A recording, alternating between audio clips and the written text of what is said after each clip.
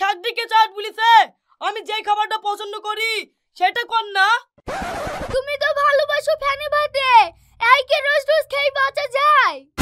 কেনে আমি কি মরি ভূত হয়ে গেছি নাকি তাই আবুল তাবুল কথা বলছি? লাও আর আবুল তাবুল কথা বলবো না, মুরগিতে দুটো ডিম পেড়িছে, রান্না করবো গা।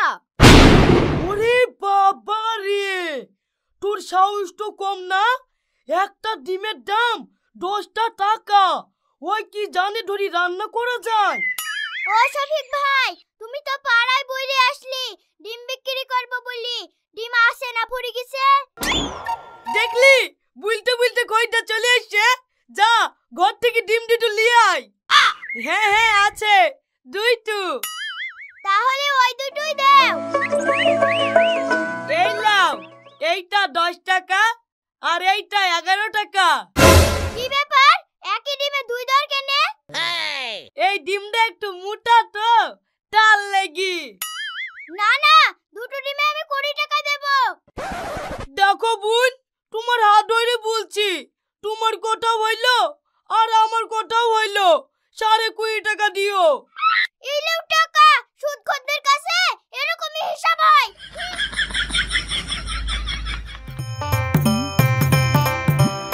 ও শফিক ভাই, বাড়িতে আসো নাকি?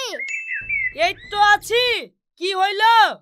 মেয়ে জামাই বিধি হবে তো, তাই 1000 টাকা সুদে নেবো। আমার সুদের হার কেমন জানিস তো? হ্যাঁ হ্যাঁ জানি, সবার চেয়ে তোমার কাছে 10 টাকা রেট বেশি।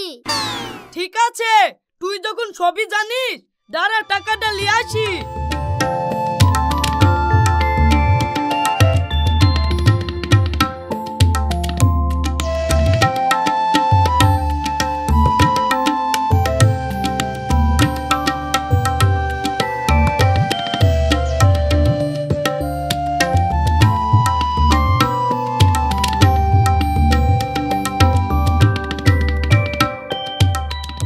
টাকা আর শোন, তোর আর তোর আব্বার নাম বল।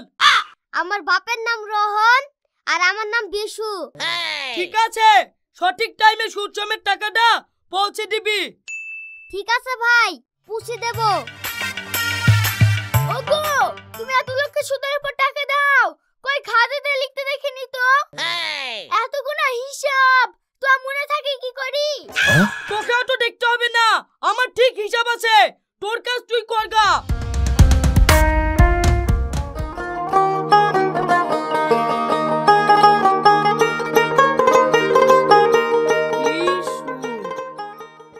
কি ব্যাপার, ইয়াসিন শেখে তো 3 মাস পার হয়ে গেল, এখনো তো সুদের টাকাটা দি গেল না। যাই গিয়ে দেখি দিনি, শালা কিসের লেগে টাকাটা দি যায়নি।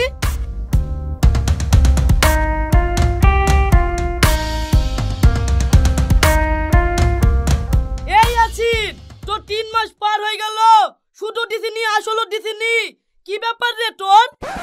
শফিক ভাই তুমি এসছো, আজ 1 মাস ধরে আমি বিছানা পড়ে আছি, তার লাগি টাকাটা দিতে যেতে পারিনি। তুই অসুখায় পড়ে আছিস তো আমি কি করব? তুই শিগগিরই আমার সুদ সমেত টাকা ফেল। ওগো, মাটির হাড়িতে কত টাকা জমেছে দেখো তো। শফিক ভাই, আমার সুদ বেড়ে কত টাকা হইছে? তুই লিছি 1500 টাকা, সুদ সহ বেরি হইছে 2505 টাকা। এই লেন, ঘর কুড়ি বাড়ি 2500 টাকা হইলো। আর 5 টাকা? আর তো নাই, এই মেয়ে নিলেন। সর্বনাশ, 5 টাকা কম, এই কি মানা যায় নাকি? সবাই যদি 5 টাকা করে কম দিতে থাকে তাহলে তো আমার ব্যবসা শেষ হয়ে যাবে। আমার কাছে টাকা না থাকলে তুমিই বলো, আমি কি করব? কি করবি মানে? আমি কষ্ট করে তোদের বাড়িতে হেঁটে আসছি, আর হেঁটে যেতে পারবো না। তুই 5 টাকার বদলে আমাকে আমার বাড়িতে ঘাড়ে করে ঠয়গা। ঠিক আছে, তাই তুই আসছি।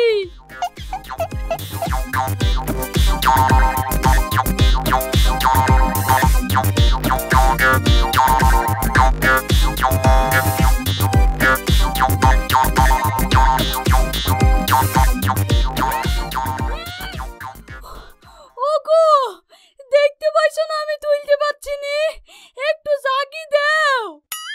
ঠিক আছে। কি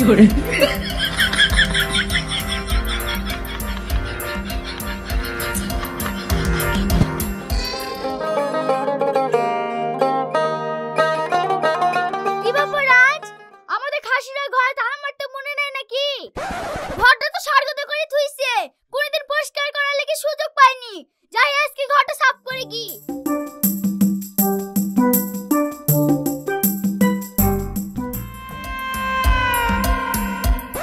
পাড়া সেলফি বলে দেওয়ালটা কি করিস রে?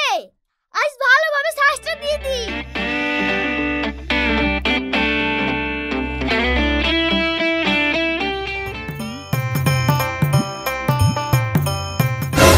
এই থাম থাম, আচ্ছা দিসনি রে। এই শালা ইয়াসিন, তাড়াতাড়ি নামা। এই তুই করলি কি রে? আমার সারা জীবনে সুদের খাতা মুছে দিলি। সুদের খাতা মানে? হ্যাঁ, আজ অব্দি যত সুদের হিসাব সবে দেয়ালে লিখি তুই। তুমি সুদের হিসাব দেয়ালে লিখে দাও তাকে জানে? আমি তো আজ ঘর বাড়ি সব পরিষ্কার করছি। ঘর মানে?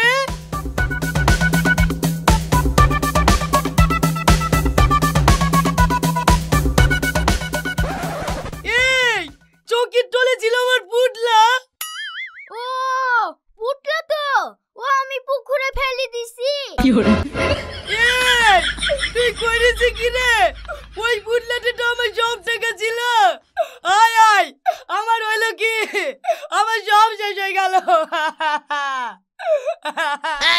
তোমাকে কবে থেকে বলি সুদে কারবার করো না, এ ভালো না।